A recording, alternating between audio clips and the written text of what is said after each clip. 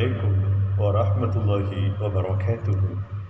உங்கள் அனைவரின் மீதும் ஏக இறைவனின் சாந்தியும் சமாதானமும் உண்டாகட்டுமாக. சிந்தனைக்கு சில மணித்துளிகள். சமீபத்தில் இந்த முதியோர் இல்லங்கள் எல்லாம் எப்பொழுது அதிகமாக தோன்றியது என்று பார்த்தால், ஒரு 20 வருஷத்துக்கு முன்னாடிலாம் அந்த பேச்சுக்கு இடம் கிடையாது.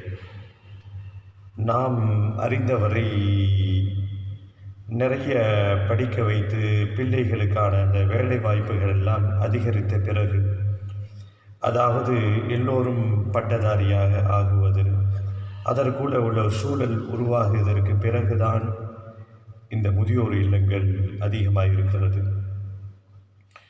சுருக்கமாக சொல்லணும்னா, நிறைய படித்தவர்கள், பட்டம் பெற்றவர்கள் உருவானதற்கு பிறகுதான் முதியோர் இல்லங்கள் அதிகமாக உருவாகியிருக்கிறது.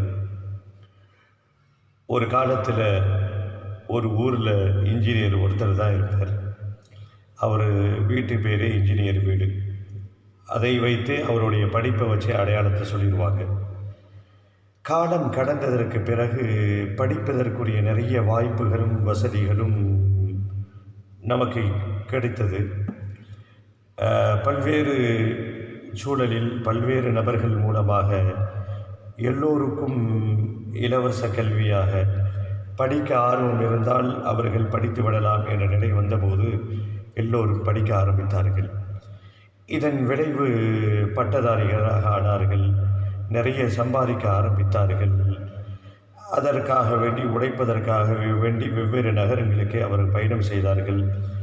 இப்படியெல்லாம் செய்கின்ற பொழுது, தன் உடைமைகளை அவர்கள் தூக்கி செல்கின்ற பொழுது, பெற்றோர்களை அழுகையுடன் இந்த வார்த்தையை குறிப்பிடுகிறேன், அவர்கள் எக்ஸ்ட்ரா லக்கேஜுகளாக எண்ணிவிட்டார்கள். அதாவது எது நமக்கு அத்தியாவசியமோ அதை மட்டும் ஊருக்கு கொண்டு போவோம், தேவையில்லாத சுமைகளை கொண்டு சொல்ல மாட்டார்கள் பயணத்திலே.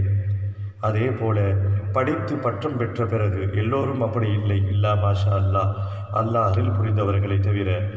ஆனாலும் இந்த பட்டதாரிகள் அதிகமாக சம்பாதித்ததுக்கு பிறகுதான் முதியோர் இல்லங்கள் அதிகமாக வளர்ந்து கொண்டிருக்கிறது என்பது கவலையுடன் எல்லோரும் ஒத்துக்கொள்ளக்கூடிய ஒரு விஷயம். இஸ்லாத்திலேயே முதியோர் இல்ல அதிகமாக இல்லை.